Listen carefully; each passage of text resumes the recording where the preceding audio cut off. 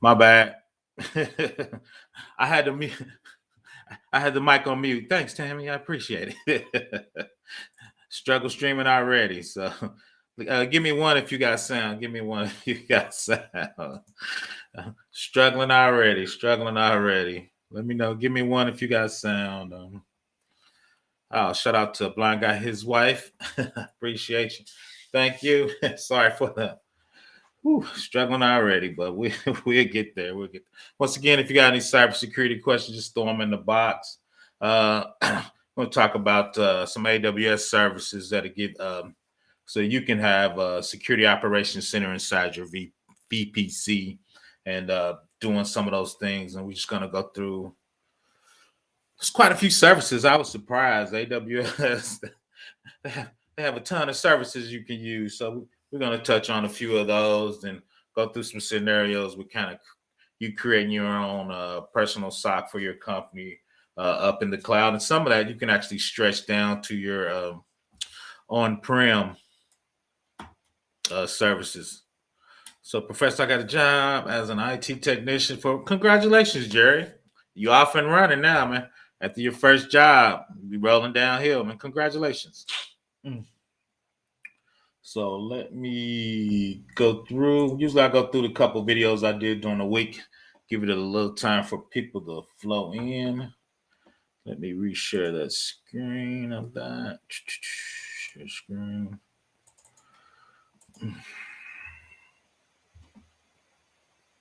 So last week we did the serverless. For most people know, I do federal compliance from a cybersecurity perspective. So I'm trying to figure out if you can run serverless computing, which basically means is AWS just manages all that hardware for you, right? So you put your Java function or your C# function, and when your function gets called, they spin up a server underneath for you, right? Let me get back to they spin up a server underneath for you. Right? So I was just trying to figure out would the government accept that as architecture. So we did that last week.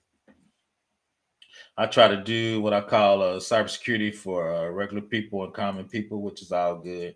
Cybersecurity touches everything. Once again, lady got tricked on Zelle. Somebody called her phone. It actually looked like her bank. She gave them access to her phone, and I think they stole $2,000 from her. So that I know that kind of sucks. So hopefully we get better at cybersecurity. So you can check that out. I usually do. Sad part is I usually do between Zelle, Cash App, and PayPal. I usually do a video about that once a month. So we got to do a little better. We got to do a little better, people. We got to do a little better. So, yep, we did that. Congratulations to Jerry. I got a question. Any advice how to create a security guideline for a company to follow? I was given a task and I want to be near perfect. Yeah, I can help you do that, Jerry. I mean, no problem. So when you're talking about guideline, are you talking about cybersecurity phishing? You talking about cybersecurity hardening? You talking about general policies and procedures, top down, what people should do? Just give me a little more framework right there, Jared, and we can maybe a template. Yeah, just tell me which. Like I said, I got a lot of templates, Jared. Like I said, is that cybersecurity starter program, just basic understanding of cybersecurity, basic policies and procedures. Company needs to start like your laptop should only be used for business use. So give me a little more framework about that, Jared, and we can reach out and get that. So we did the Zelle. This one was interesting. Russia to Ukraine going back and forth. United States, we do what we do. We chime in and we're going to be the police then. So now Russia probably is going to attack the United States, right?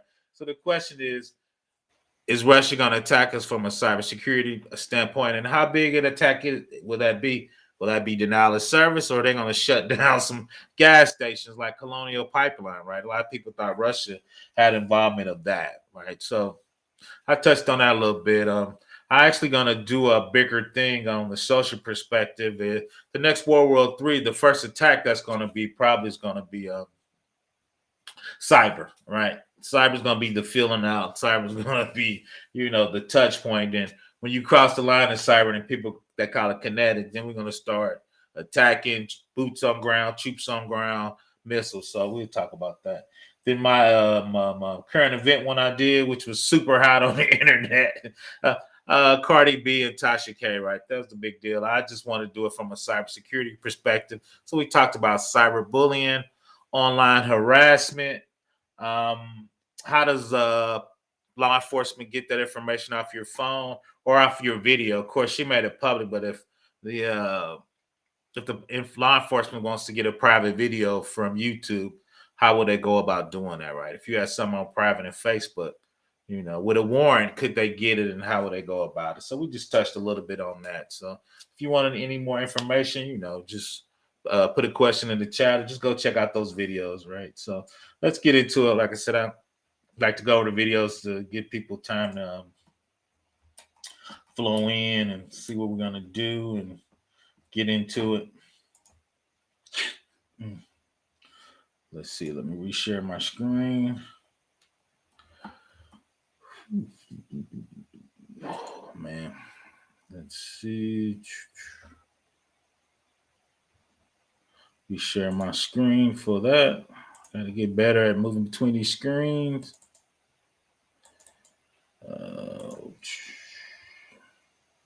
So there you see SOC. So we're going to talk about what is a SOC. So let's look at a couple more of these questions.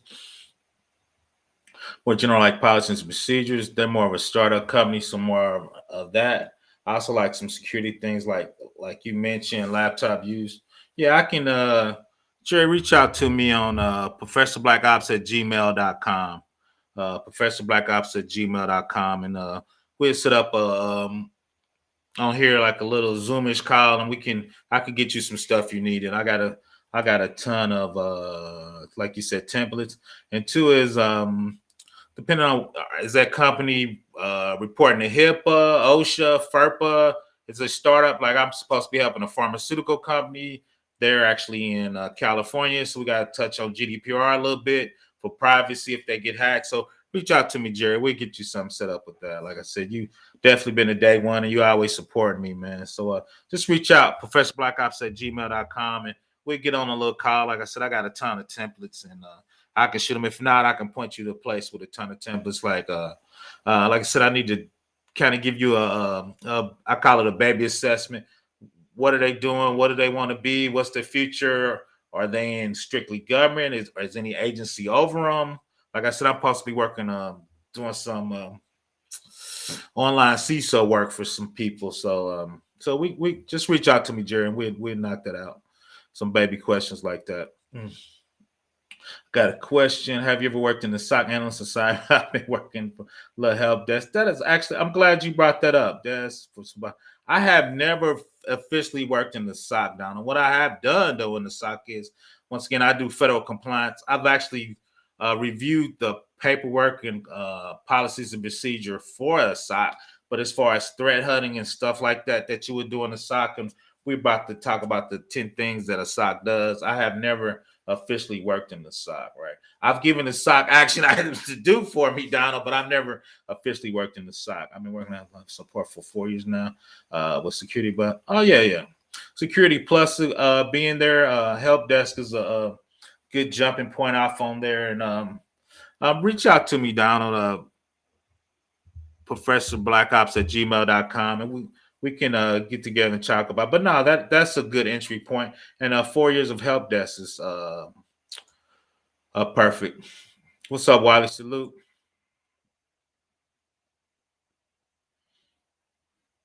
Oh, that's cool. We'll make it work, Jerry. We might be on different time zones, but we can make it work. And two, maybe we just do it back on email. I just want to make sure you have what you need on that, Jerry. So I forgot you were in Nigeria, but shout out to Nigeria. So I'm helping people around the world. But yeah, reach out to me, Jerry. We can make that work. Shout out to Snuggles. I don't want to call her a troll. She's a little bit. She's above a troll, but she's definitely a friend of the show. Let's put it. Definitely a friend of the show. I've seen her on these YouTube streets forever. Right. Jerry, look, my background. I've been in IT for 30 plus. I'm not Jerry. Who was that? Donald, I've been in IT for 30 years. I've been cybersecurity for 15 years.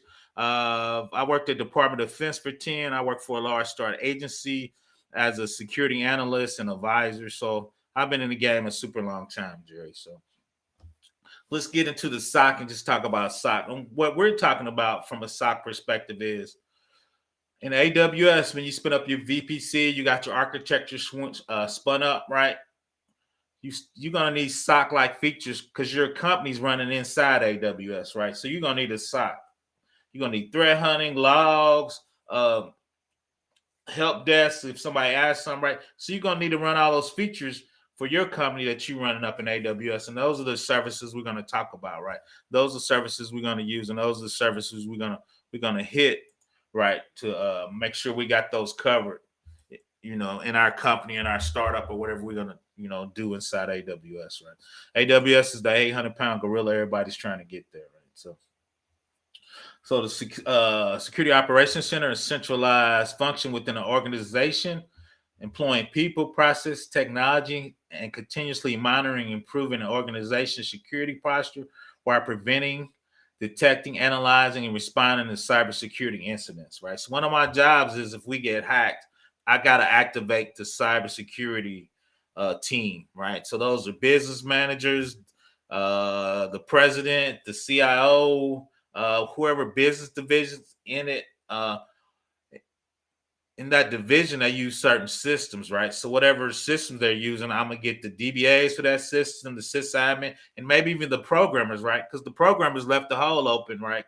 That the hacker could come through. So when I say activate incident response team, it's all those people, right? On top of that, it's gonna be lawyers because we report to the IRS. I do a lot of work for the IRS. If we get hacked, we gotta let the IRS know, right?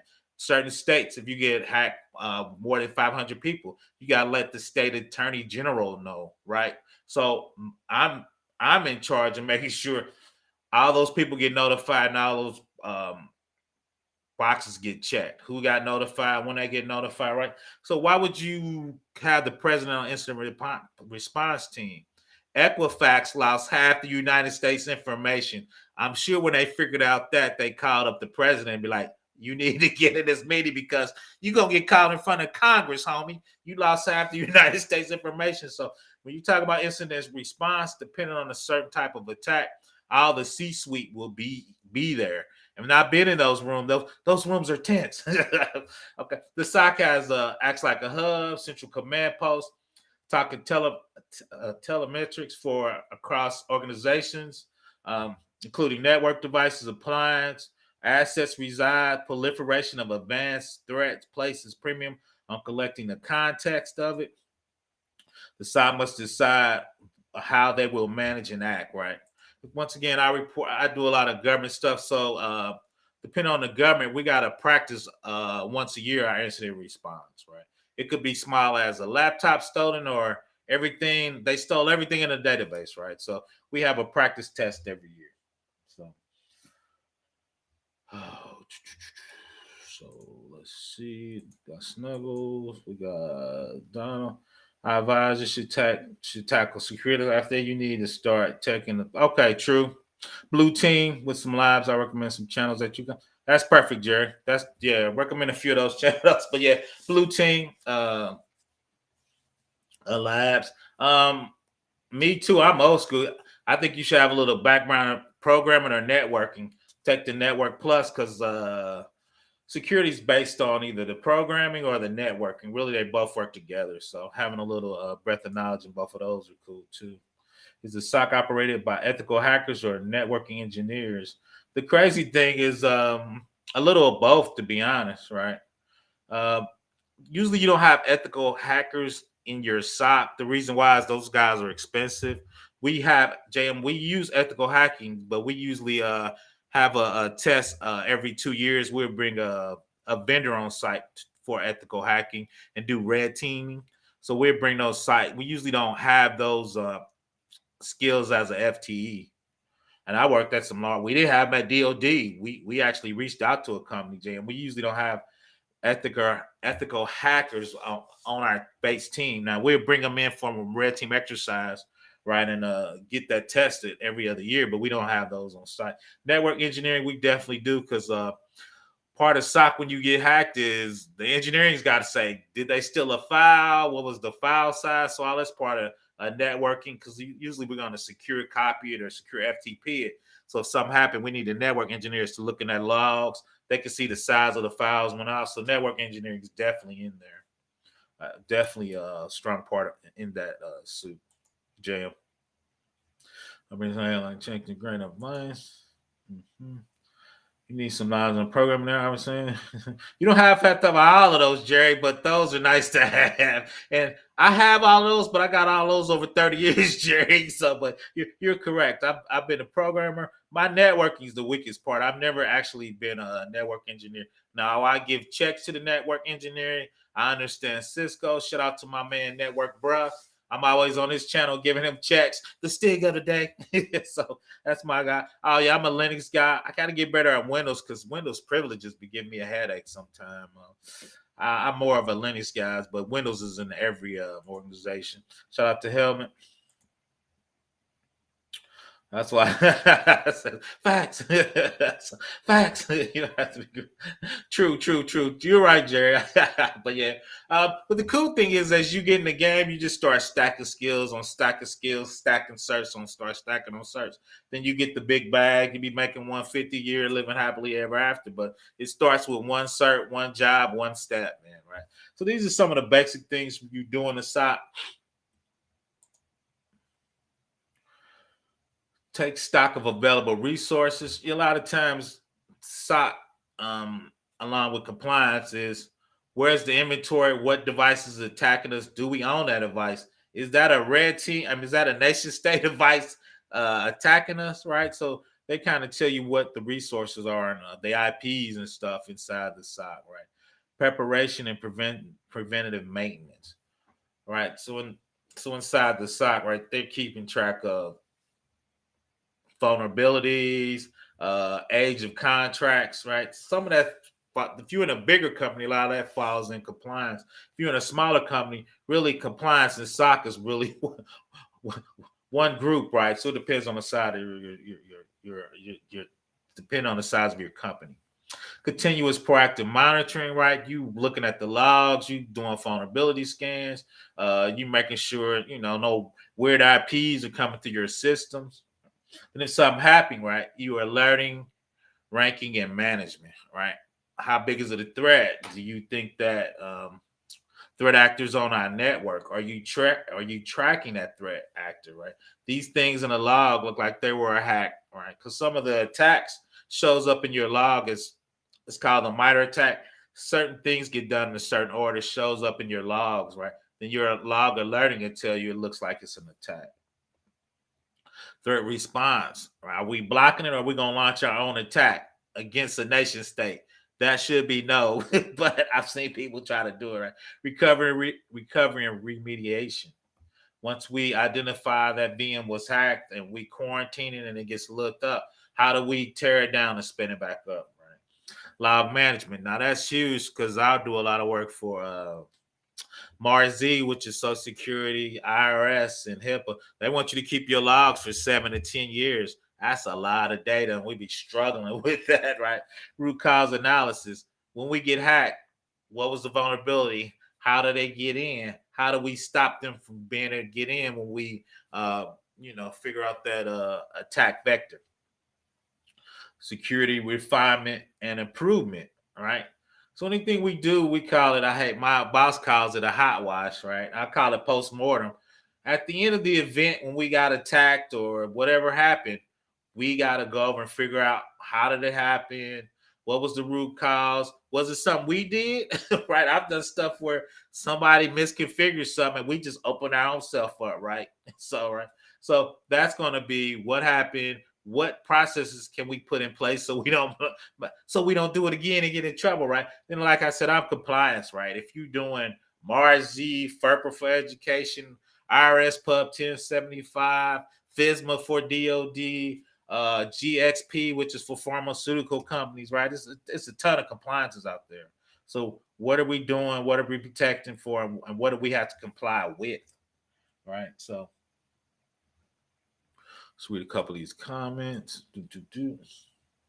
So, facts on this. You don't have to be a guru with facts. I've been doing this for 30 years and I'm not a guru. There's a lot of things 7 to 8 years. Damn, that's a big guy. Oh, that's normal, man. Government, they expect you to be able to handle that. Like I said, IRS is 7. Mars Z, which is Social Security, is 10. I want to say HIPAA was 6, but yeah. So it just depends. So you gotta have a lot of log space. The cool thing now is with Azure, AWS, and Google, they got stuff called snow storage. Uh, it takes 12 hours to get back, but it's dirt cheap. It's like a dollar a petabyte or something. So it's a lot easier to keep it in now with the cloud. Some of the workers at the SOC just walking pack. Oh yeah. If you're big enough, JM, I've seen big companies do that, but small companies, usually what happens is your software is monitoring the companies, and they're putting alerts up to a board and sending it to you in your email or your phone. Then you are acting. So, because if you look at Snort, Fire, they have built-in alerts and artificial intelligence. If it's something that logs look funny, it's gonna send an alert. And at the end, we got one that's gonna send it to you in Slack, right? So, so we'll show you too. So now, probably not unless you big. Now, because you gotta do multiple jobs, JM. It's hard out here. We just can't have you looking at packets all day. Shout out to OG Patrice.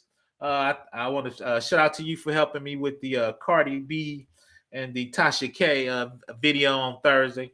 I appreciate the support.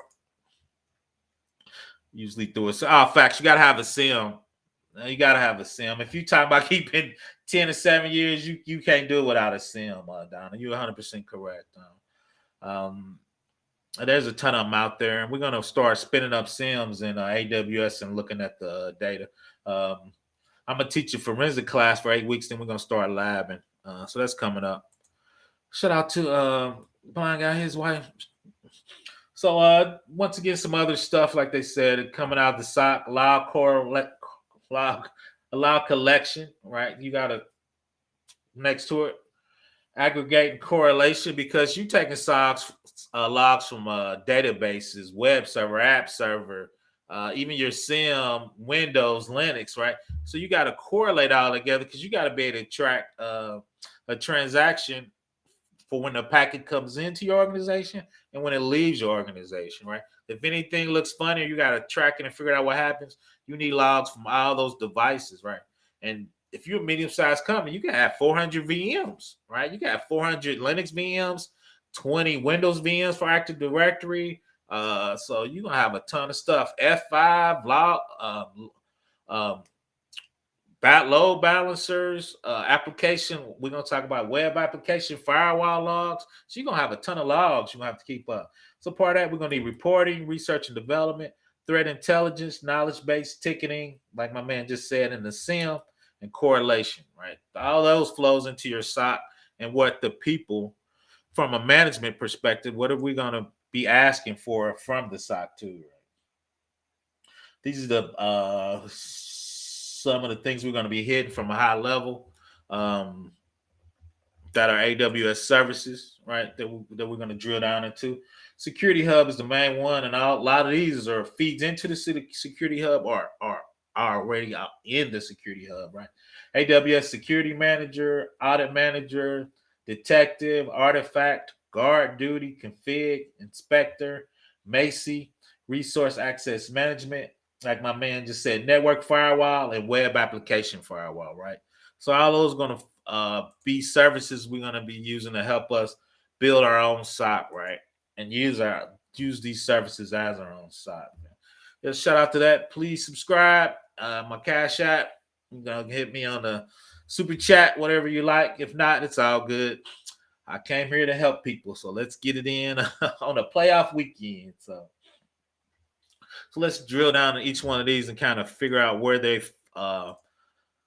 landing and where they're falling at, right? So Amazon Guard Duty, to find things that go bump in your VPC, identity access, monitoring who's accessing your environment, Inspector, knowing when the config changes or putting you at risk, key management, monitoring who's touching your encrypted data, Macy, know when your sensitive data goes walking, RDS, when your data goes for a walk, a Redshift, another database, when your data goes for a walk, Security Hub, unified view into security and compliance checking.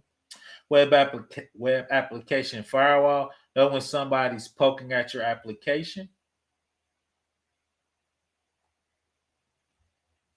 CloudTrail, the API audit log for of you've been waiting for, right? So CloudTrail is all the logs we've been talking about. The logs we talk about keeping for 10 years, 11 years, right? That's CloudTrails and CloudWatch, right? If you can have monitoring, operational monitoring for what happens in CloudTrail, right? We're gonna dig a little bit in that as you put your logs in, right? Certain things that show up as attacks from people, foreign nationals, or something happen. You could have CloudWatch notify you. Amazon Detective, decision support that frowns upside down, right? Once again, it helps with looking at the logs for certain vulnerabilities. Once again, it'll shoot you an email or hit your phone, right? AWS Lambda makes fix to give you that post breach touch up look at. AWS System Manager, automation to restore you to known good, right? So if something happens and you need to go back to a certain a version of something, right? That'll be a system manager, and you can make that happen, right? That's the first one we're going to talk about too, right? System manager. Shout out to Erica. Thank you for coming. Uh, AWS System Managers centralize operational data for multiple AWS services and automates tasks across your AWS resource. You can create logical groups of resources such as application, different layers of application stack, production versus development. With System Manager, you can select a resource group, view its API, activity, resource configurations, notifications, operational alerts, software inventory, patch compliance status.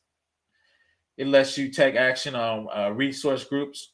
System Manager provides a central place to view and manage your AWS resources so you can have complete visibility and control of your operations, right? So that's what we need.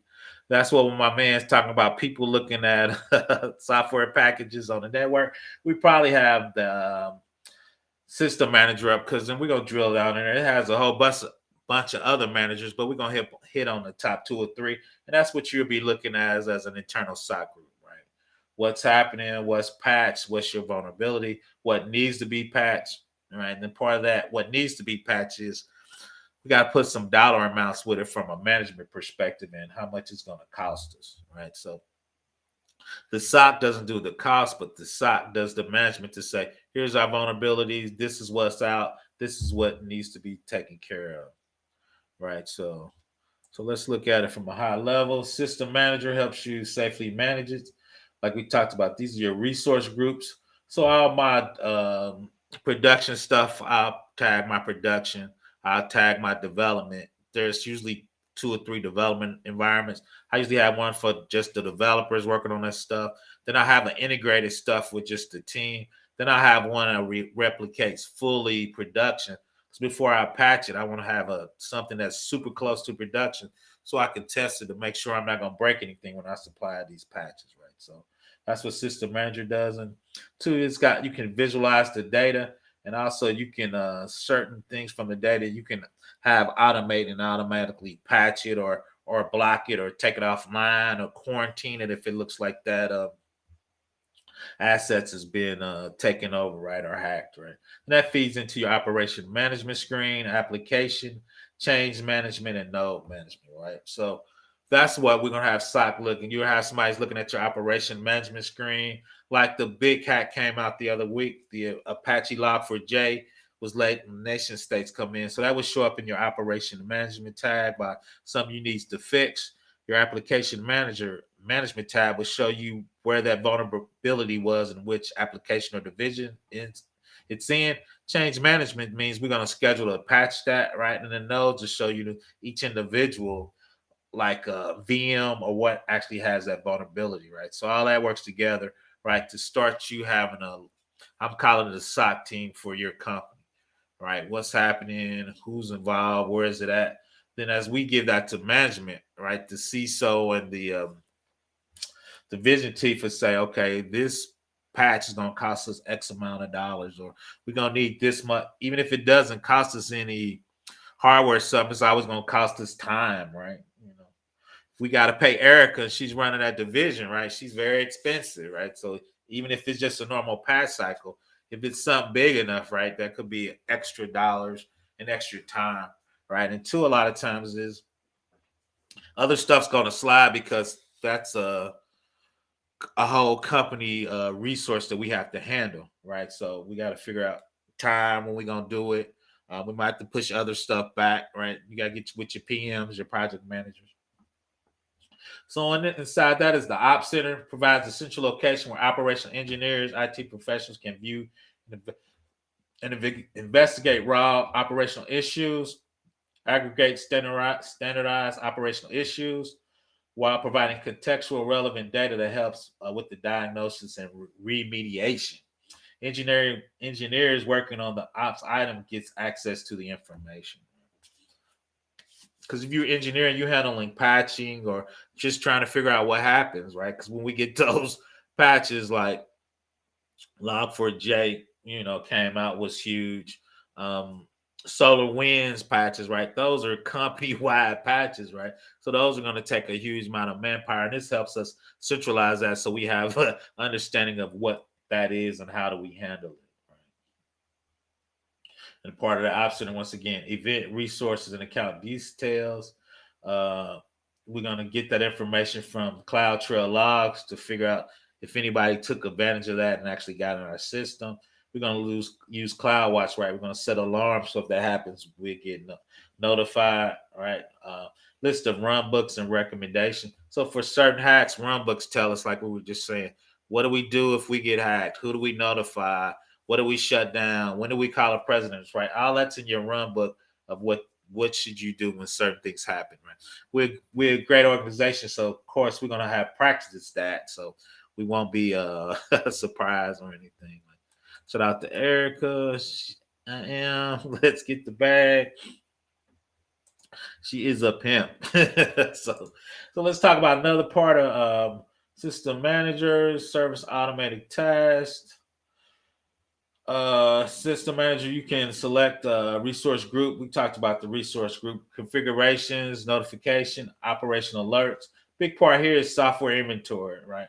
Patch compliance, right? A lot of times software is said that we've been hacked and this software on this version has been hacked. If we don't have that somewhere, we got to manually go do that and try to scan it. If we already have it in our system, if that comes up, right, we know where it is. We know what version it is on. We know what divisions it's being affected, right? So once again, that's what a SOC does. It's going to help you manage all of that. Now we're to the incident response, right? So when something happens, it's an incident, right? What do we do when there's an incident and how do we handle it? Incident managers enables faster resolution of critical application availability and performance. It helps you prepare for incidents with automated response plans that bring the right people and information together. With incident managers, you can automatically take action when a critical issue is detected by Amazon CloudWatch Alarm or Amazon Event Bridge. Incident Manager execute pre-configured response plan to engage responders via SMS text, phone calls, links to designated chat channels, execute AWS System Manager's automation runbook. Incident managers help you improve the service reliability by suggesting post-incident action items such as automating a runbook, adding a new alarm based on an Amazon post-incident analysis template. Right, so if you look at that, hopefully I made it big enough. This is just an incident manager's kind of screen. It tells you the incident. Hopefully it don't show it with 3 fire emojis. I don't know if I like the 3 fire emojis, but if you look at overview metrics, timeline, runbook, and contacts, so it's kind of tell you the summary of the incident. It says the customer is unable to check out due to connectivity failure or order process. Right. Sometimes your customers are going to create an incident for you. Sometimes your threat analysis in the log is going to say, it looks like you've been hacked. It's going to create a ticket in the incident for you, right? So you can have tickets multiple ways. So these are the tickets. If you look at the bottom, that's the current run book. And that just kind of tells you what to do. So if it was something like, it looks like our database has been hacked, So it'll probably tell you take that database offline, contact the security team, get the incident response team. On the incident response team, if the database get hit, our runbook says you got to call the president because all the data of the company just got stolen, right? So your runbook is going to give you stuff because, and I've been in these, when you get attacked for real or hacked for real and people run around with their hair on fire, people are not thinking clearly, right? So those run books kind of give you steps, right? It's not going to be the exact steps, but it's going to give you steps so you at least have a ballpark so you're not running around, with your head cut off. You got some basic understanding of what you need to do and who you need to let know and how to get started, right? So that was interesting. So here's the inventory manager. So the one of the biggest things is people forget is part of cybersecurity. Know if you've been hacked is what are all your items? What's your whole inventory? What's all your VMs? People got phones. People got laptops. People got notebooks. Right. So if one of those gets stolen, you need to know as a security team, right? So the best way to get started is you need an inventory management system so you know all the stuff you need to be securing, right? So inventory management system collects information about your instance and the software installed on it, helping you understand your system configuration and install application. You can collect data about your application, files, network configuration, Windows service registry, server roles update, and any other system properties. The gathered data enables you to manage application access, assets, track licenses, monitor file integrity, discover applications not installed by traditional installer, and more. A lot of people install stuff that you're not aware of, right? We call it shadow IT. So if you don't have something that's blocking people or making them put in tickets, people can install anything, man, on your system. I see people run businesses on their companies on their companies machines, right? Because the company's not aware of stuff running on their network. Right? Oops, I missed that, but I got them. That's a lot of bots come popping up later. So this is the system manager for the inventory. So if you look at the bottom, it shows you what's there, even if it's enabled or disabled. I'm still worried because the hacker might have it disabled. He's running around on my network. Then when he needs my information, he might spin up a SFTP server and send my information. So even if it's not enabled, I want to know. Shout out to Kev Tech. Thanks for joining us. Those bots are feisty. So yeah, so this is the inventory module inside of the system manager. Like I said, we're gonna hit the big three, and Kev Tech could tell you, especially from help desk, and he moving up to much bigger things. Is you gotta know your inventory. If you don't know facts, the registry, right? You gotta know your inventory, so you can know what you secured. Because I've seen a lot of laptops just walk out the door. I was seeing servers walk out the door. So you got to know what you're from a shrinkage standpoint, and from a cybersecurity standpoint. I need to know all my stuff I need to secure, right? So we talk about Audit Manager, helps you continuously audit your AWS usage to simplify your assets and risk compliance with regulation and industry. Audit managers part of automates evidence collection to reduce all hands on deck manual effort that often happens when you have an audit and enable you to scale to your audit capabilities. Once again, I do a lot of Fed work, so we're gonna have a ton of audits. We probably have 3, 4 medium audits a year, state board of accounts, internal audits. We do business with other agencies and other companies. They want to come and audit us. So, so for us, the audit manager, we're gonna definitely use it when we spin up. So, with the audit manager, it's easy to access your policies, procedures, and activities. These are also known as controls that are operating effectively. When it's time for an audit managers help you manage stakeholders' review of your controls, enables you to build and audit-ready reports with much less manually effort.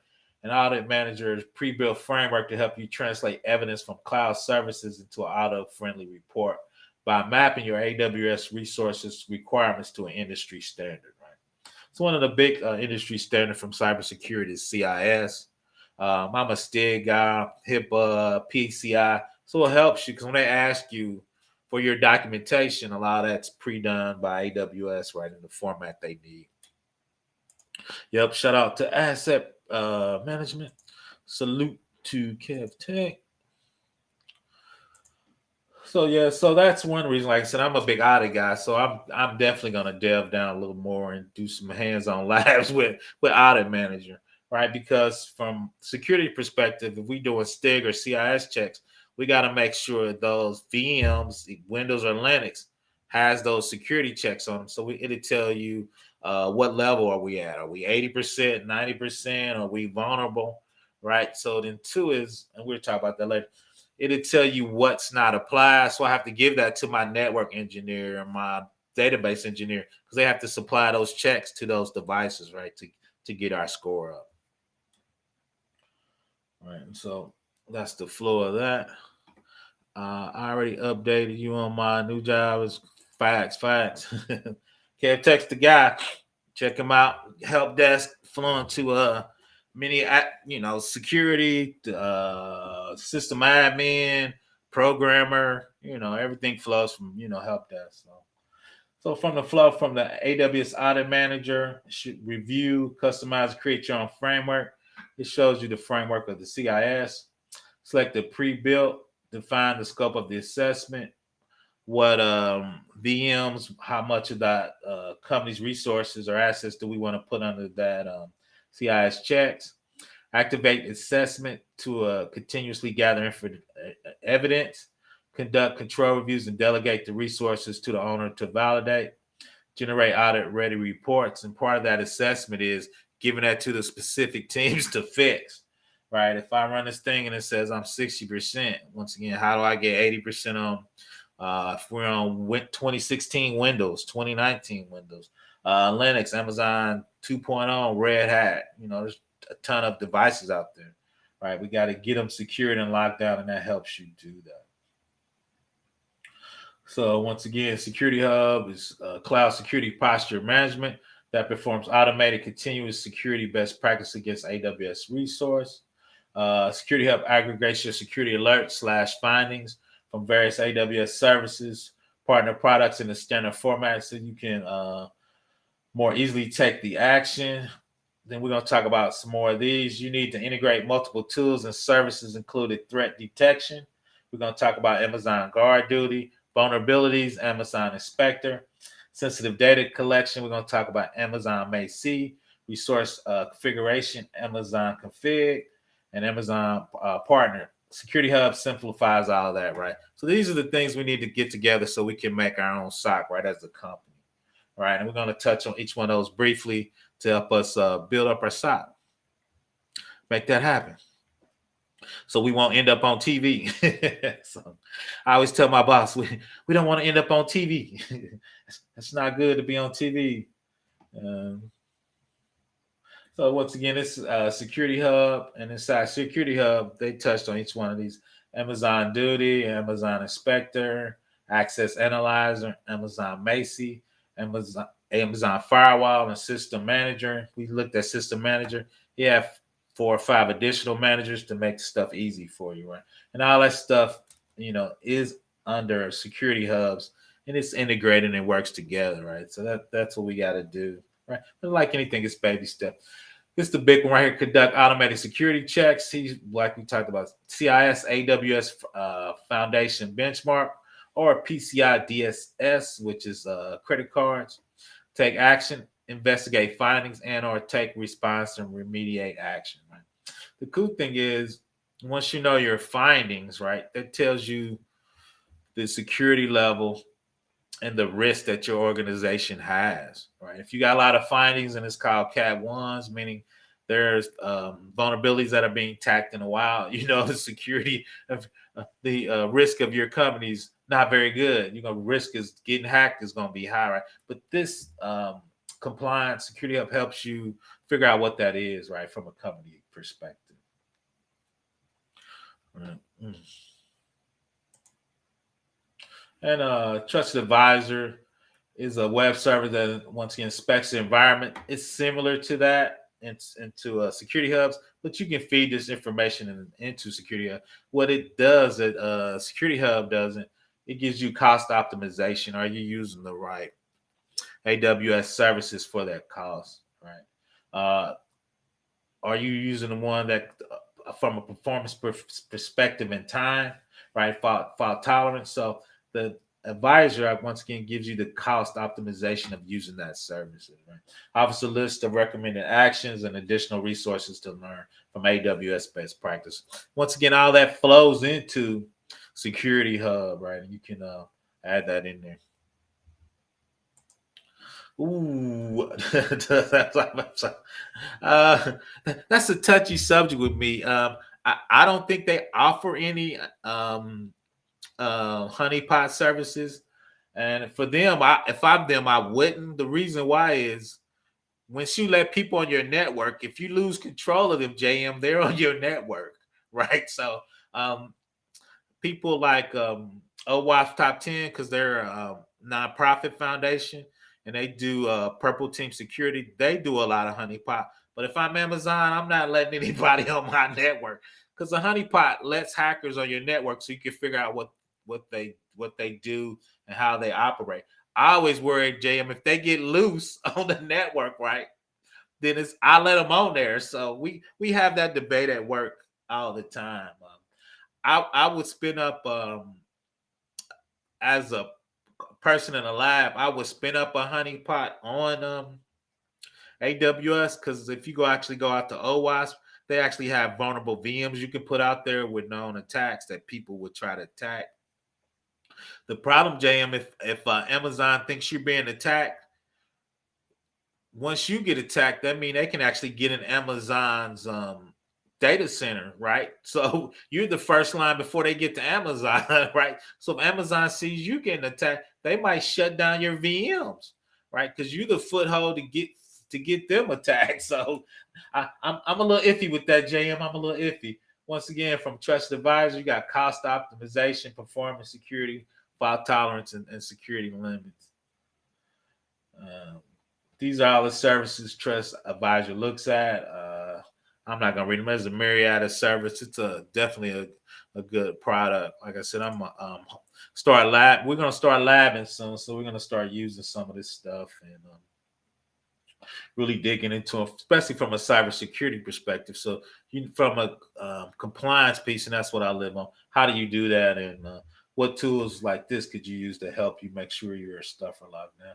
That's actually what it looks like, and we'll show it in, like I said, coming up. When you look at Advisor, like I got something small set up, and I've been studying for small AWS certification. A long story short, I ain't took a cert in probably 12 years, so I'm studying for the AWS practitioner to get the dust off. So that's what it looks like. So it tells you what the potential saving is. Let me get that off of there. Tea and honey, shout out to that. Salute to Kev taking him. So yeah, so when you actually look at Trusted Advisor, I actually spun up the free version. It looks like this. It tells you how much you can save. It tells you what's good. You click on the yellow, it gives you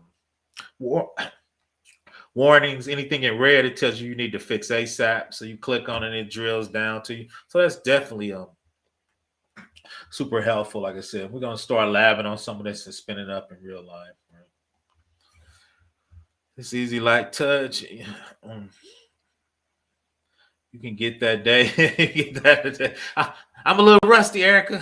Shout out to Erica. She has more faith than me than I do. No, I just gotta get the rust off. Like I said, I don't really study probably in a decade. Right? I study right from just learning, but actually testing is a little different than studying, right? So let's get back to it.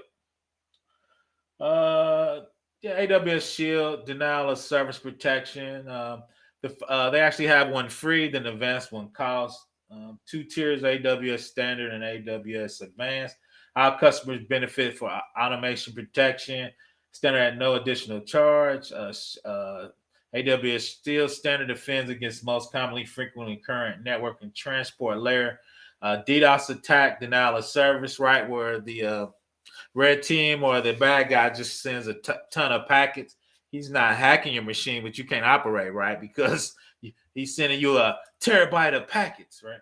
Shout out to Azure. They just fought off, I think it was 3.5 petaflops or something. They did somewhere I never, this is a petaflop, something I never heard of, right?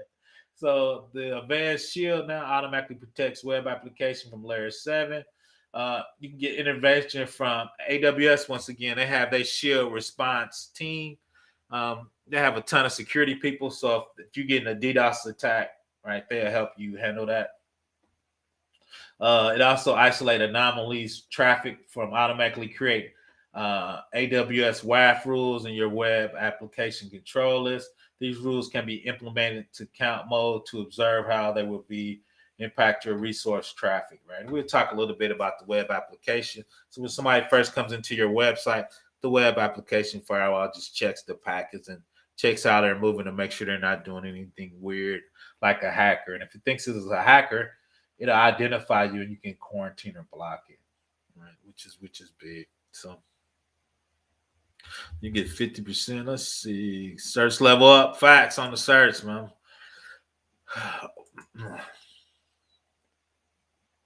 Okay, that's cool. I have to check that out. Testing 12. Nice bow.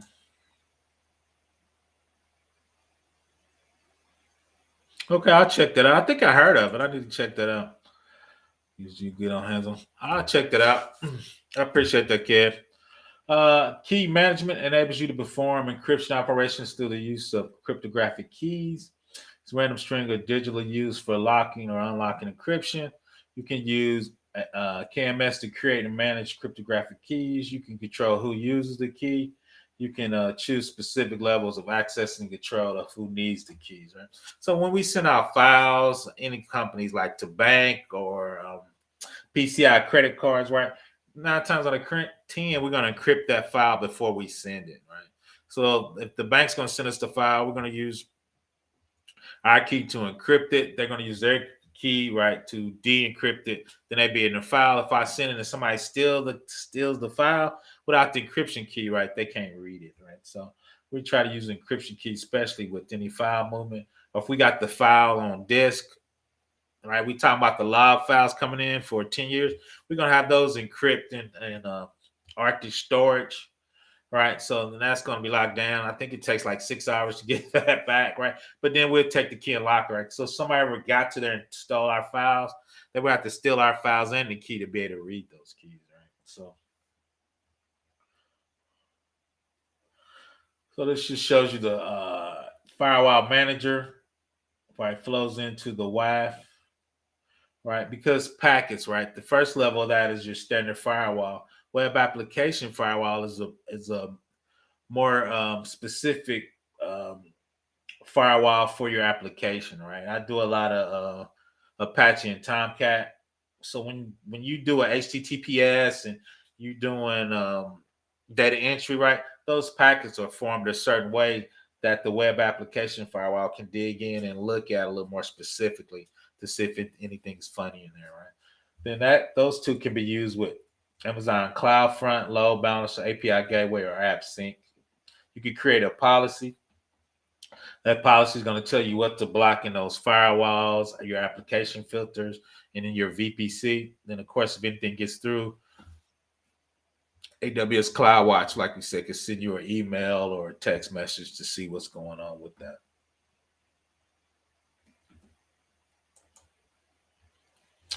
How many machines or bot does a hacker need to perform a successful DDoS on a minimum size come?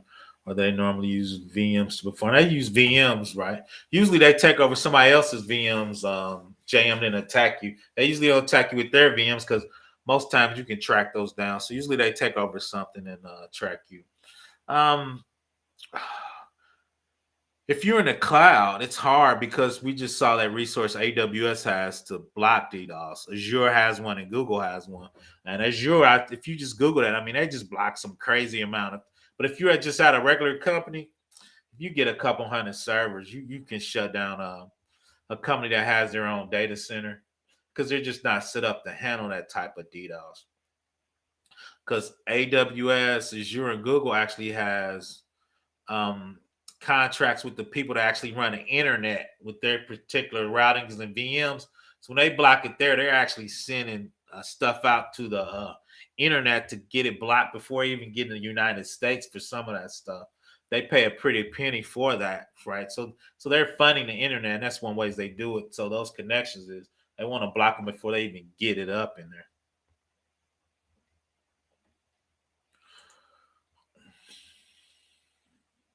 When I used to do Nmap and I used to do there was an open source thing, especially from a web server standpoint. When you got an application on there, I was running Apache and Tomcat.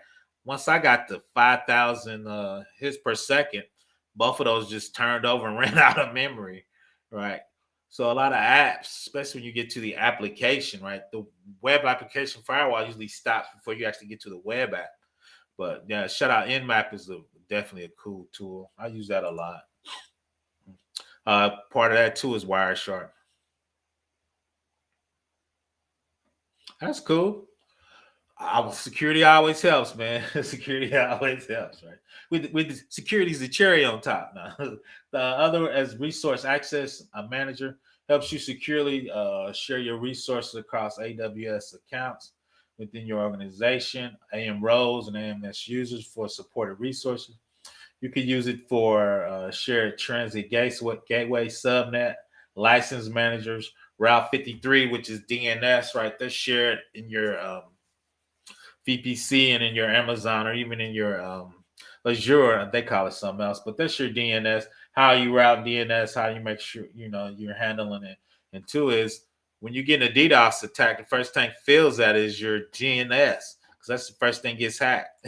Not hacked, but the first thing traffic hits is your DNS, right? It's gonna take that name and map it to your IP address, right? So you want to be able to see what your resources is when you're trying to dig into stuff and figure out what's happening, right? Another one of those managers. Let's see. Yeah, many organizations you're going to use multiple accounts for billing and isolation, right? That's going to help you dig into those accounts because a lot of times your accounts are running your application, so you look inside that account to see what's happening down the stream in your application. Like you have a resource running your Apache, a resource running your Tomcat, a resource running your Oracle database, right? So you actually look at that user and figure out what resources is used and how many open files it's got, how much memory is it using, is it releasing memory, right? All that's going to show up in your resources, right? So,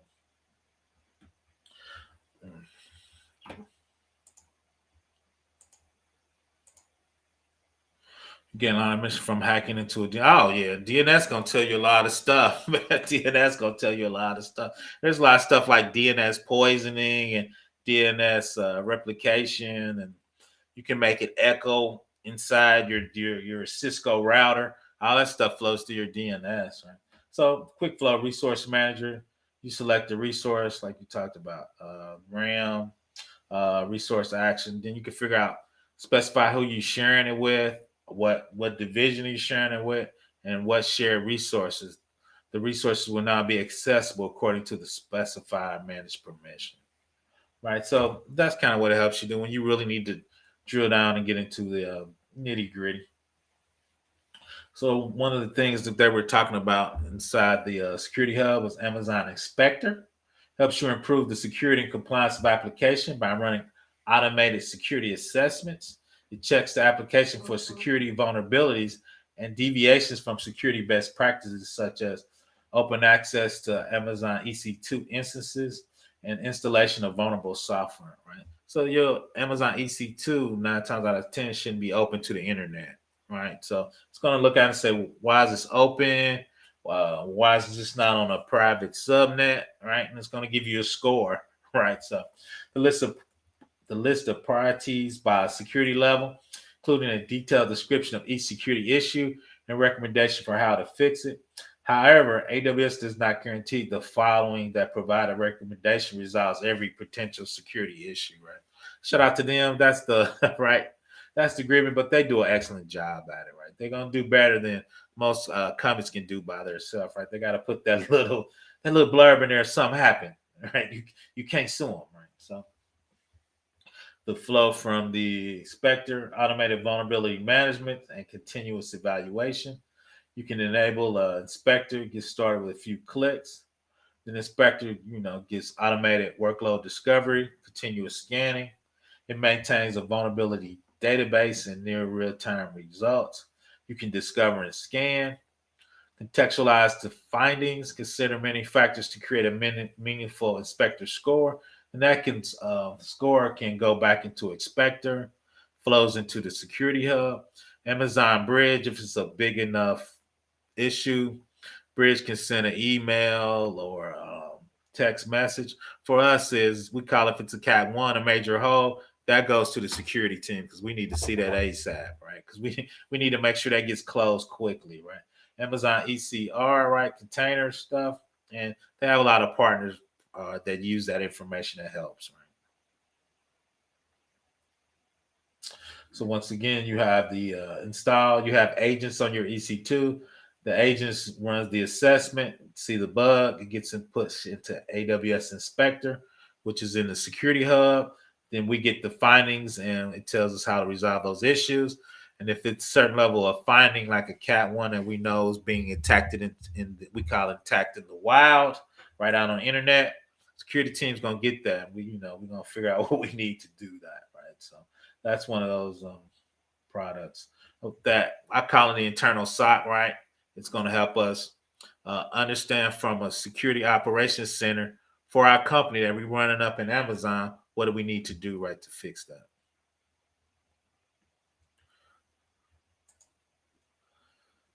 Man, I got like 100 folks that love your videos. I keep posting. Imagine you on my Discord. You be overlooked. I'm gonna reach out to your Discord. I'm gonna start showing up in people's Discord. You in there? Thanks for sharing my videos, Kev Taylor. I appreciate it. Shout out to She.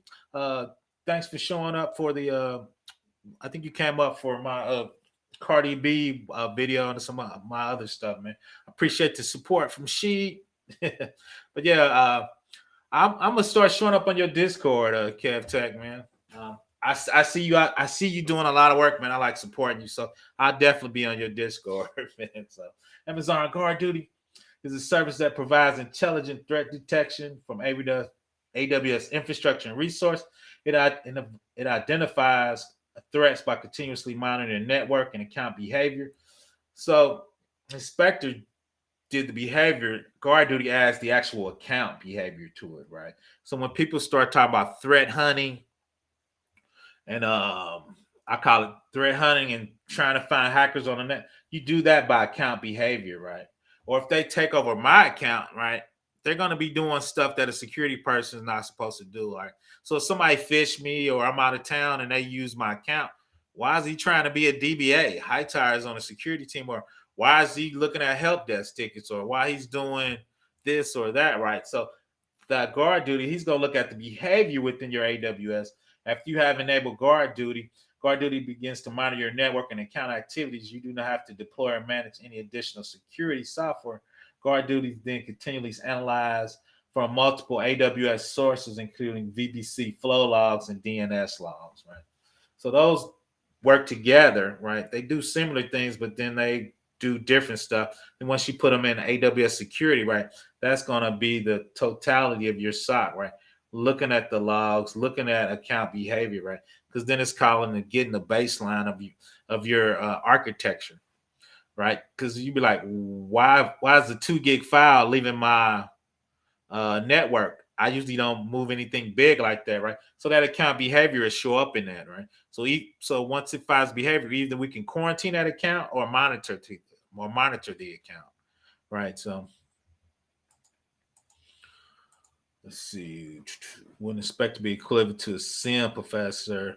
No, the Guard Duty is going to use the SIM is going to be when we put all that stuff in the log part of AWS, right? So Inspector's going to look through the logs to figure out what it needs to do, right? So it's going to go. Remember, it's going to do the log correlation, but it needs the logs to go out there and review, right? So it's got the VPC logs and the DNS logs. We're going to put those in a CloudWatch and logs. So we're going to save our logs in there, and Guard Duty and Inspector is going to go through those logs to figure out if anything looks funny. To be honest, if you look out there, and I did a video that you actually take it out of logs and you actually put it in an AWS SIM. They actually took open source. It's called Elk Stack, and they actually put a lot of enhancements in there for AWS. So you really need to create your own open source SIM, JM, because once again, it's it's gonna be huge. So you're gonna need to put that somewhere. But now that it's gonna actually look through the logs to figure out what's going on with that. Amazon Detectives makes it easier to investigate and quickly identify root causes. Right. So now we went from to detective, potential root cause and potential security issues or suspicious activity. Automatically collect log data from your AWS resource and use machine learning, statistical analysis, and graph theory to build a linked data sets that enable you to easily conduct faster and more efficient security investigations. Those services are really helpful in alerting you when something is wrong and pointing to where to fix it. But sometimes there might be a security finding where you need to dig a lot deeper and analyze more information to isolate the root cause and take action, right? So Amazon Detectives is the next level of that, right? Now we're going to use, shout out to Engineering Cannabis, machine learning statistical analysis to figure out, okay, there's no known issue of what this user doing, but machine learning says that looks funny. We need to go ahead and quarantine it, right? Or statistically, it should not be looking into that part of that. That user shouldn't be doing that, right? Statistically, right? So it's going to use machine learning, right, to give it a score. And depending on what score you give it, right, it's going to take action that you need to, tell it to take. And this is always what we need to do in the end, right? It's going to help you to determine the root cause of the security finding. Can be complex and involves collecting. Or did I read that? Oh, I think I read that. Security analysts having to analyze the data and conduct lengthy investigation. Detective simplifies the process by enabling your security team to easily investigate and quickly get to a root cause of the finding. Amazon can analyze trillions of events from multiple data sources, VPC, Folog, CloudTrail, right? Amazon Guard Duty, automatically creating a unified interactive view of your resources, users, and interactions between them over time, right? So the keyword, and I should put that in red, trillions of events, right? If you're a large company and you're doing big things, right? That's why you need a process or a tool to help you do that, because you can't look through a trillions of events. Shout out to Savage Scientist Programmer. Go check him out. Reached out to me, but I'm trying to level up. Oh, that's cool. Yeah, a buddy of mine. I'm bringing on my channel. He actually used to work for SailPoint. Now he works for AWS because I think SailPoint sits on top of their stuff, and he said it's a lot better. I think Amazon's trying to take a lot of the good points in SailPoint and build that into their base feature. But yeah, SailPoint is moving. But once again, you can't look through trillions of events, right? You need a tool. You need a SIM, right? All these logs are going to go into the SIM, right? CloudTrail is a baby SIM, but if you get any type of, volume, CloudTrail is not the place, right? You need to actually put that in a real SIM. So there's it. Amazon Detective, investigate potential security issues. You enable it. It's going to look through your CloudTrail logs, your VPC, right? You can findings, and it's going to flow back into Security Hub, right? That's it. Investigate the security, and what we're trying to get to is what's the root cause, and how do we make sure that never happens again, right? So that's it, right? So the thing is, and I'm trying to get a handle on this. They got a lot of services, and some of them are overlapped, some of them are additive, right? So you got to get the right combinations, right, to make up a good SOC, so you can do the things you need to do to secure your environment, right? So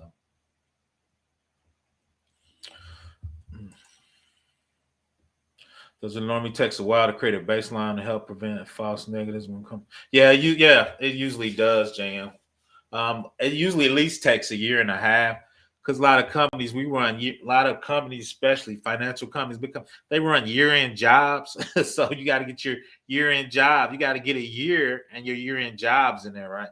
So really, it takes 2 years, because you really want to at least get 2-year ends of jobs running to come up with a decent baseline for that. So it takes a while. But two is we will build the baseline. We just won't stop anything, right? We just make everything put it in monitoring mode. And if it's way out of whack, like 50% more or 50% off, we'll have it send us an email, but we wouldn't block anything off of that baseline, right? Until we felt comfortable with that baseline. So yeah, it usually takes about 2 years. Shout out to the man. I just said his name, his new name, AIME is advocate of big data. Facts. So I was just talking about one of the services use machine learning to figure out the baseline of your network to figure out if somebody's hacking you. So I'm definitely gonna get my man AIME, aka Engineering Cannabis. We're gonna interview him and get him on the show, and I'm sure I'm gonna come on his show because he back in the. But go subscribe to him. He's getting his channel coming back up, so he's definitely the guy I go to when we talk about it. Artificial intelligence, machine learning, statistics. I'm throwing robotics on him. I don't even know if he does robotics. I'm throwing all that on my man. So go check him out. He building his channel back up, so we definitely want to support him, man. So AWS Artifacts and other services is your go-to central resource for compliance-related information that matters to you. Provides on-demand access resource security compliance reports. Select online agreements available. AWS Artifacts includes the SOC reports, PCI reports. So NDAs, BAAs are actually for HIPAA. Once again, everybody knows I do federal compliance. So part of federal compliance is we got to have these reports to give to the IRS, to give the FISMA for DOD, for PCI, right? We got to give these reports to say, this is what we do in our environment. This is why we believe it's secure, right? So like I said, I'm in the middle of an audit from Booz Allen, right? So they're coming to audit one of my bigger clients I work for, right? So they're going to ask for all this paperwork I got to give to them, right? They do an on-site audit, right? And that's one reason how I make my money, because those things are grueling and vicious, right? And if something happens, they could shut down your operations, right, for failing to comply with federally with what they ask you to, how do you secure your environment and your computer system, right? So here's some of the artifacts, the agreements, right? Then I'm not a SOC person. I'm like anti-SOC, but SOC is huge. ISO, PCI, C5. FedRAMP is big for me because that's actually this 800-53 in the cloud. So I'm a huge FedRAMP guy. So those are some of the stuff. Let's go. Oh, facts. I might go work for Deloitte or PwC. My contract's up in June, so I'm trying to figure out what I'm gonna do. I got reached out to by like Booz Allen and some other guys. I got a couple contacts at Microsoft, so I'm just trying to figure out my next move. So, but yeah, Deloitte, because you got to think the Jedi just came out, which is the cloud contract. That was $10 billion. And I would say 30% of that's going to be security. Right. AWS configs, service that enables users to assess, continuously monitor resource configurations, and allows you to automate and evaluate configurations against desired configurations. Config, you can review changes in configurations and relationships between AWS resources, detail resource configuration and histories, determine your overall compliance against configuration specifications in your guideline. This enables you to simplify compliance auditing, security analysis, change management, and operational details, right? So we looked at the CIS as a bunch of checks. Like we harden Windows or Linux, right? So we're hardening Windows. We have our GPO settings. It's usually about 300 checks inside our GPO settings. That's our configuration. If an admin changes that configuration, security needs to know why he did it, and we need to type that up, right? A lot of times, shout out to them. If they're having a problem with operations, they're not thinking about security. They want to get the site up, but they could be changing our configurations, making us insecure, right? So we got to work together. But I've been in that role where people like, the company's down, you need to get us up. So you're not thinking about security, man. You're doing DNS changes, you messing around with a whole bunch of things. And some of that could be having a detrimental effect on security, right? So this right here will let us know what changes they made and we can compare them, right? I don't have you, security doesn't have you have a problem with you changing security. You just need a compensated control for what you cut off, right? So if you cut something off, it was there for a reason. Do we have another control helping us secure that particular item, right? From a cybersecurity perspective.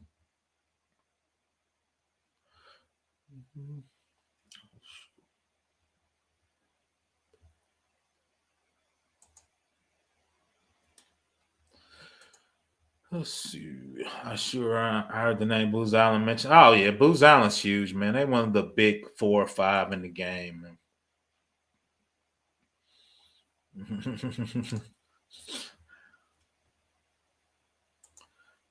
Oh yeah, Deloitte's huge. They always hire facts. They always hire, man.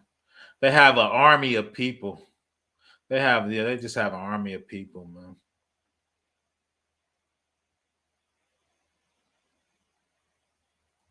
Oh yeah, Deloitte, yeah, they ton, they out there. Once again, the config, normalizing the config automatically evaluates, right? So if somebody changed something, right, and it's gonna flow into our config console, we can get an email about it. Goes in our CloudWatch, right? CloudWatch can send us an email or put it in our Slack channel, right? And that change could be file could be written out in the S3, so we can go back and compare the changes, the original file to the file that can change, right? Those are a lot of things from an automation standpoint you can do from a config file, right? So the two is I've done a lot of support, so I understand why they do those changes, especially when the president of this company is asking you why they're not up, right? So you're not thinking about security, right? You just think about trying to get the company up, which is cool. I understand that. I've been there. Yeah, shout out to Black Heights guess. Yep, facts. At least this gives you non-repudiation to figure out what did. Oh, facts. I like that word, non-repudiation. Right, right. Who changed it, right, and who's responsible for the change, right? Non-repudiation means you can't say you didn't make that change, right? So I got your username. A lot of times too is if you're an admin or you're a high level, shout out to Kev Tech. He works with a lot of executives. They two factoring. So I know with the two factoring you, I know it's you, right? So like two is, and I always tell my guys is, and I'm gonna protect those guys is just let me know you make changes. If you did it for operational reason, if you let me know, security's not gonna freak out. Security's not, gonna get in trouble. We're gonna go behind you, try to figure out, okay, you made that change. What's our compensating control? What do we got in? Do we need to make another rule in the web application firewall so they can't get to that part of the web app? Are we locking on that web app until we get a patch from the vendor? Right? We just need to work together. Right. So shout out to non-repudiation, man. I like that, man. Yep. Shout out General Dynamics is huge too. Facts, facts. Shout out to Black Heights. So Macy, that's for compliance though. Let's drill into a little more. Amazon Macy is a fully managed data security and privacy services that use machine learning and pattern matching to discover and protect your sensitive data in AWS. Organizations manages a growing volume of data. Identifying and protecting their sensitive data at scale can become an increasing complex and expensive and time-consuming process. Amazon Macy's automates the discovery of sensitive data at scale and lowers the cost of protecting your data. Macy automatically provides an inventory of Amazon S3 buckets, including a list of unencrypted buckets, publicly accessible buckets, and buckets shared with AWS accounts outside those that are defined in AWS organization. This means Macy applies machine learning and pattern matching techniques to those buckets to select and identify and alert you to sensitive data, such as PI information or social security information. So we get a lot of people working on files, which is cool, but they forget they're saving their files in an S3 bucket that they worked on, right? And if that file is out there unencrypted and that bucket gets open, we could be releasing credit cards, HIPAA information, DOD information. So Amazon Macy goes out there and looks in there and see, okay, that looks like a credit card. So it'll send an email to the security team or the supervisor of that person that says, hey, look at this file. It looks like it's in the wrong place and it's not being secured at the proper level it should be, right? Any file on an S3 bucket should be encrypted and Macy shouldn't be able to read it, right? So if we actually open it up to the internet and file the files on there encrypted, if the bad guy got them, they couldn't read them. So that what helps Macy, helps us. Because if Macy can read it and they think it's a PII or social security number, tax information, or medical information, right? Macy send out an email, right? But it really concentrates on the S3 bucket. Right. There's other file system out there. Their main one is S3 bucket though. So we would have to figure out what that would do, right? So automates generates an inventory S3 buckets, discovers sensitive data, then it takes action, right? CloudWatch sends us something, right? Or we could have it actually delete that or move it somewhere else, right? So we can have it take action. Right? So once again, it's the SOC, right? Helping us, right? Building our own automation in there, right? Because SOC goes out and looks through inventory of data, make sure backups files are encrypted, right? A lot of that falls into the SOC capabilities. Right, so I think I'm going okay. You should not be Booz Island facts. Every industry is trying to incorporate machine learning, pattern recognition in their cybersecurity. Facts, because there's too much information out there. You gotta, if you don't try to automate it, it's never gonna be in there. Because I work at a large agency with 1,000 people, and the stuff we just see all over. If you don't have automation or something, you're gonna struggle to get that. You can write all the policies you want, right? But you're gonna need some out there to help you read that information. The network firewall is a managed service that makes it easy to deploy an essential network, protects all your VPC. The service can be set up with just a few clicks, scale automatically with your network traffic, so that you don't have to worry about deploying and managing infrastructure. AWS Network Flexibility Rule Engines let you define firewall rules that give you fine-grained control over network traffic, such as blocking outbound SMB. Yep, if you're on Windows and you use an SMB version 1, we blocking you. That's insecure, right? So we can have the firewall do that for us once again, right? SOC, helping the network team, right? From a security perspective, we actually want that disabled, but if for some reason it's enabled, if somebody's trying to send that traffic, it's going to be blocked, right? So now we got multiple layers looking at that SMB v1, right? You can also import rules from already written and common open source rule formats, as well as integration with managed intelligence feeds from partners. AWS Network Firewall works with AWS Firewall Manager, so you can build policies based on the firewall rules, then centrally apply those policies across your VPC and accounts, right? Because we know there's certain things we're just not going to let run on our account, right? SMB v1 is high on the list, right? Vulnerable in the wild, right? We definitely going to block that. We use bots in my job to unlock accounts. That's cool. Is that cool or not cool? Is that cool or not cool? No, I think that's cool, right? So, coming from the gateway, transit, right? Usually, and we're gonna definitely talk about this coming up soon. Is I'm on-prem. I usually have a VPN to AWS Azure, right? So my on-prem network is encrypted going up to the cloud, right? That's gonna be transit, site-to-site VPN. When it gets up there, what are my firewall rules to let certain traffic in from my on-prem site, right?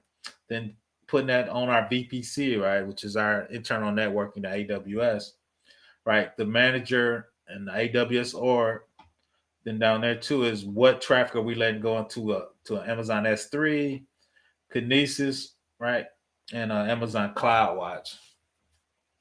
If you look at our subnets and our VPC, what are we letting go to our private and our public subnets, right? Because depending on the public subnet, right, 9 times out of 10, that's going to be a web server because there's not pretty much anything I'm going to open up to the internet, right? So if it's a web server, I'm only going to let 80 in, 443, maybe VPN traffic if I got to work on it, right? I got less SSH traffic in there or RDP if they're doing Windows, right? I still probably put my RDP in on a private subnet, then let it RDP to the public part and work on it.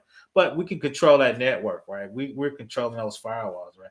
Us as a SOC team, right, is controlling what's moving on our network and how it's moving. Right? So that's where that came in play for.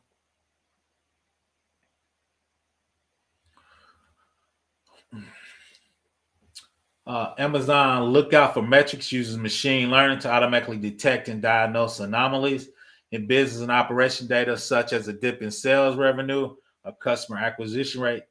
In a couple clicks, you can connect to Amazon Lookout for Metrics to popular data stores like S3, Amazon Redshift, RDS, as well as third parties, Salesforce, ServiceNow, Zendesk, and start monitoring metrics that are important to your business. Amazon Lookout for Metrics automatically inspects and prepare data for these sources to detect anomalies with greater speed, accuracy, and traditional methods used as for anomaly detection. Right. So when I was doing my research, I always find something new. So this was something I found out new. It's called Amazon Lookout for Metrics. So when you got products coming in like S3, Redshift, or down there, the third party Amazon Webflow, Amazon Lookout, certain metrics that you expect from Salesforce for that module. If it looks like somebody hacked it or got in there, the detector tell you it's an anomaly and send you an alert. And that's an SNS, which is a text to your email. Or if you got Slack, Datadog can actually put those into those products, right? So it'll come up on your list for you to go look at that particular software package, right? So once again, it's using machine learning, right, to make it happen, right? So that's trying to get progressive in that, right? So, like I said, I just ran across that as doing some research. Let's see. I would buy this book for reading references, Principal Security Plus. That's cool.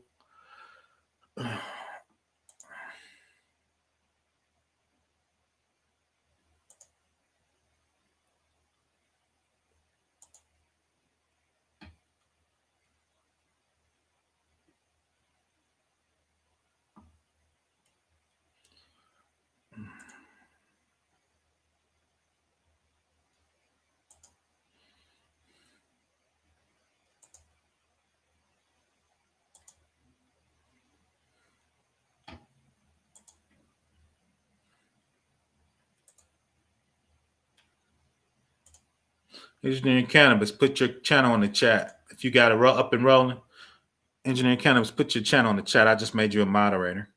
If you can't, let me know. I can see if I can moderate. So these are some of the things, and I just put like 3 of these where we putting the tools together, right? And trying to making the SOC and making things to do that, right? So we can actually automate some of this stuff, right? And make it happen. Yeah, that's telling book something. Let's see. But you also can use 443 to use a SSH tunnel. True. And people can attack you on 443. Let's be honest. 443 just makes it encrypted. If a hacker's attack you on 443, you just can't see it, right? If they're doing some kind of SQL injection, the traffic's encrypted. They're still hacking you, right? But I want to make we call it our attack surface small, right? I'm only gonna give you like 4 or 5 ports you can attack us. Then hopefully, if I have an inspector and all those services running on those, inspecting those ports, maybe I can figure you out, right? Instead of me having 60,000 ports and me trying to manage all of that, right? If I have a couple ports open going to certain logs, right, I can just focus on looking at both of those and those ports, right? So here's one. Automatically block suspicious traffic with AWS Firewall and AWS Guard Duty, right? So using Guard Duty, scans your VPC logs and detects suspicious communication. This is just a Lambda programming part. It figures out from the traffic coming from the Guard Duty. Guard Duty puts AWS Network Firewall service to block communications to those suspicious remote hosts that uses the same rule group. And once we put it in our network endpoint down here, right, when somebody tries to come in through our VPC, the network's going to block them, right? But Amazon Guard Duty saw the suspicious communication, took that host name / IP address, put it in a network firewall, and blocked that particular firewall endpoint, right? So once again, now we creating a SOC. Now we putting these together, right? Now we, um, making our small SOC, right? And here it is, a little more detail. Once again, guard duty, which is in Security Hub. The bridge is going to write it inside the database using Lambda. Once it got in there, it's going to tell it what's to block, traffic to block in there. It tells you if it's successful. Once again, it writes it into the AWS network firewall. The firewall shows the policy of that. Then really, right, internet gateway coming in, we got the firewall subnet. So once again, if that traffic comes in, remember with that suspicious host, right, we're going to block it, right? So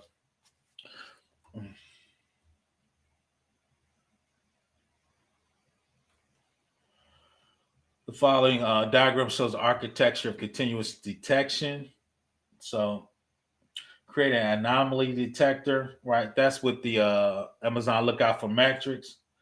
Looks out for the metrics. It adds the data set to the detector to define the cloud watch,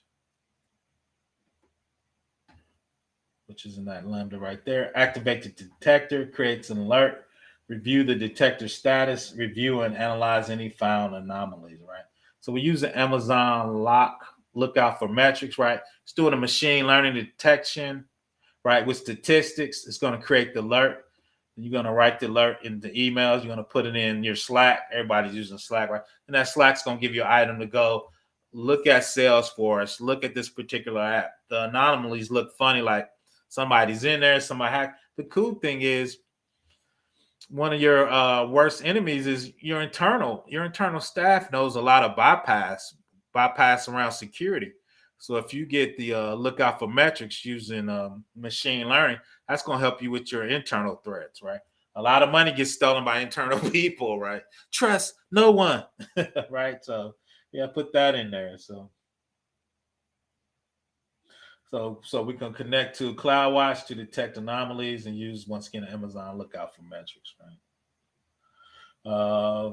This is building your own governance platform, right? Solution covers use and abuse of cases, generic, the number of instances. So once again, if you look down here, AWS system managers, we got our agents running on those systems. They're flowing up to system managers, right? System managers, number of instances running an older version of SSM agent, right? So system managers looking at the software on there, right? Because it had all those managers in there. It's looking for anomalies, number of instances that don't have a mandatory application installed on it. It also is looking for a number of instances that have mandatory applications installed, but are not running state by that account. It also is looking for the number of instances that have been blacklisted, such as my man Kev Tech. We blocking Nmap installed by the account. The total number of applications installed now. So if you have rogue people, I'm not saying Kev Tech is wrong, but if you have software on there that doesn't have the permissions it needs or wasn't approved by security, right? The system manager is going to alert security, right?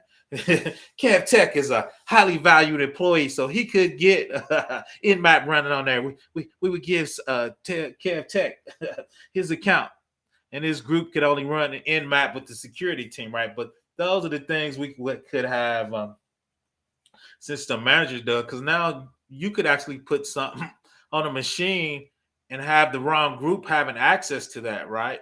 Because the admin was running too quick or somebody did a ticket quick and that group has too many privileges, right? System manager will let the security team say, hey, that group should have this type of privileges, right? Or we just gave them that privileges for a little while, right? We give groups temporary privileges because they're working on something, right? Right. So that's what you could use that for, though. So that's what SOC does as part of SOC, right? Who has privileges? Who has too many privileges, right? That's the kind of stuff you need to figure out is who got you hacked, right? Right? We talked about Macy, right? Using the bridge Macy runs a classification job, published defining event bridges as a JSON object. The event rule captures, defines, and invokes a lambda function as a target. The lambda function parses the JSON object. The function then sends a custom message to the Slack channel or email or Archer or whatever you needed to do with the sensitive data finding as the data protection, right? Because half the battle is knowing where your data is, right? Knowing where your classification of your data is at. Where's your SSNs? Where's your HIPAA data at? Where's your DoD data at, right? Macy's going to help you find that and make sure you have it in the right location. Right?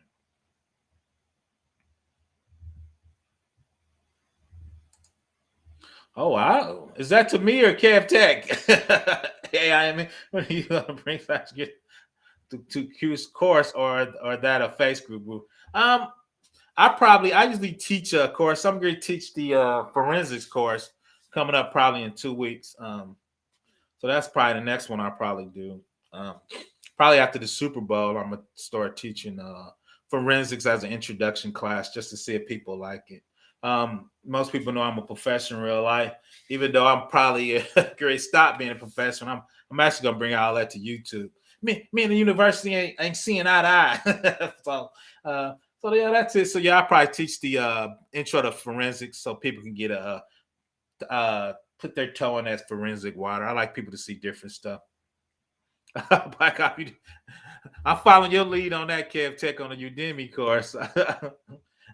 I'm taking your lead on that. I think this is the last one, enabling serverless.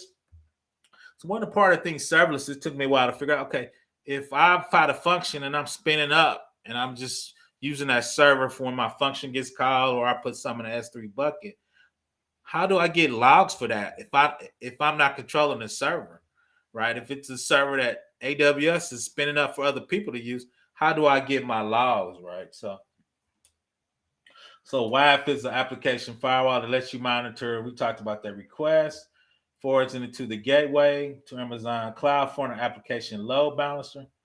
Kinesis Data Firehose is a fully managed services for delivering real stream data to destinations such as S3 Amazon, Amazon Elasticsearch Service, or Splunk. So really, this is what we're going to use when we take all our logs from all our devices. We're really going to put them in the Amazon Elasticsearch Service, right? So we can have all our devices run through that logs and correlate it, right? Amazon Log can be used to run serverless queries against your Amazon S3 data lake. Amazon Glue can catalog your S3 data, making it available, right?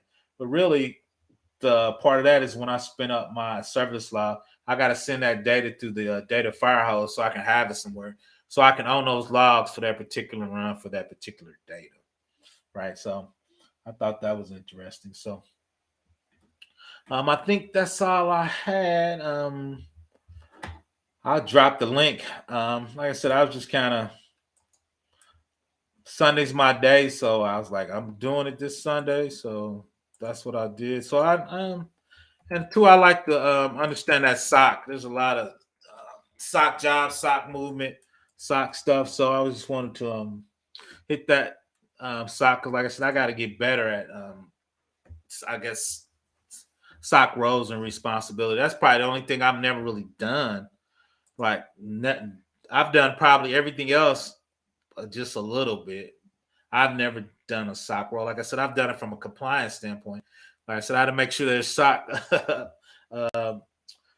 area matched with NIST 800-53 because we were doing DoD work. So I had to make sure they were storing the logs right, how long they were storing, what VMs they were using to go through the logs. They had to be at a certain compliance level, but I never did any threat hunting. I do a little red team from vulnerability standing because I definitely want to check my architecture out before I turn it over for somebody to scan. So let's see. I don't, not yet. I'm getting some merch available.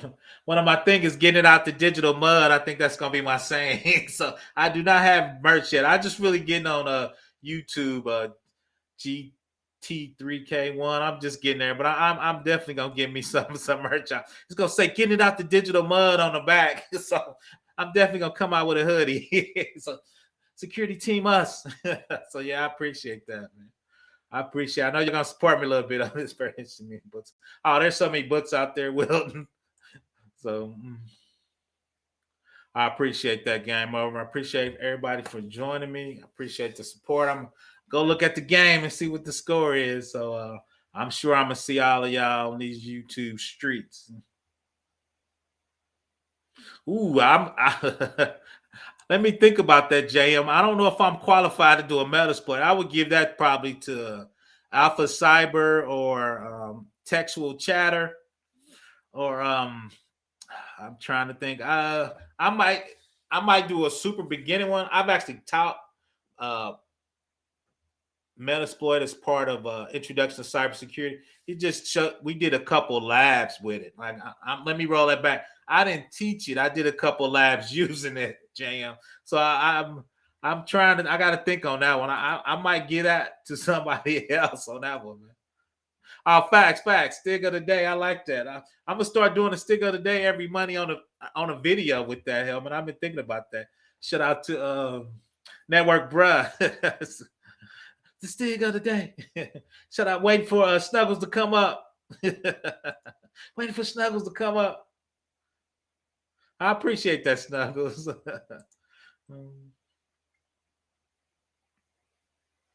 Yeah, like I said, I've taught a light lab on it, but I've never done Metasploit. I should go to need security code. Yeah, I'm going to do introduction to society to forensics. So, like we talked about, once we get the logs, and we talked about a lot of the services, I'm gonna put a lot of those services in my new class.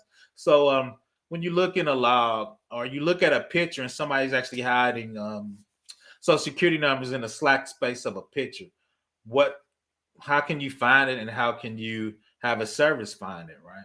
When you delete something on a Windows disk, KevTech knows you don't delete it. You just delete the pointers. The data's still on there, right? So if I'm trying to hide something, I delete the pointers. You can't see it on the disk, but if you look at there's utilities that look at the disk at a broad term, you can still see the shadow with all the social security numbers on there. I just deleted the pointers. The data's still there, right? So those are some of the stuff we're gonna check in. We do forensics in a couple weeks. So I've been thinking about that, Snuggles. I've been thinking about doing a video once a week on I was gonna call it novice security, right? If you knew really nothing about security, but you understood basic computers, what does that look like, right? And how could you get started from a novice security standpoint, right? Like you're not even ready for help desk yet, right? Oh, facts, CompTIA Plus or ITNF. KevTech, ain't the one. ITF is the first and one lower ITF. I appreciate that, Erica.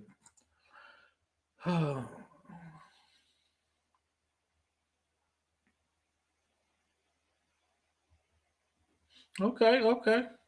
I gotta figure out if that's me or somebody else. Yep, ITF plus. So yeah, that's stuff for that. Yeah, shout out to Tech G's got the ITF out there for free. So a lot of times I send people to Tech G. You know, he's got the freedom to check out Master IT, dig a little bit in your pocket. His stuff is super reasonable. There's just so many people out here, you know. So yeah, that ITF. So, but yeah, I'm about to shut it down. I appreciate people for joining me. So, oh yeah, there's so much out there. Yep, Master IT. Shout out to Master IT. Oh yeah, that's why I tell people, man. There's so many people in this that are good, that are knowledgeable too. Just not people. They're just excellent people in the game, and that's one reason I just came here to help people. And like I said, anybody you send to me, I got them, KevTech, because I know you're doing great things. Me and your protege, excellent conversation. I hooked her up with my Splunk expert. She said it went pretty well. Shout out to my Splunk expert. Yep, all you have to. Nah, facts. No, that's not me. Nah. I appreciate it. JT3K1.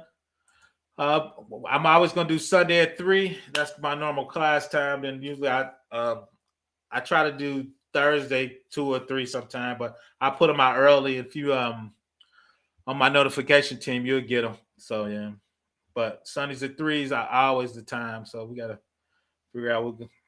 Oh, thanks for showing up, Kev Tech. I appreciate it, man. Thanks for sharing my videos, and I'll come your way, man. I'll be on your Discord, and we'll be chopping it up on your Discord, man. I definitely would enjoy doing that for you, helping you, and with you, man. So I'll good with that.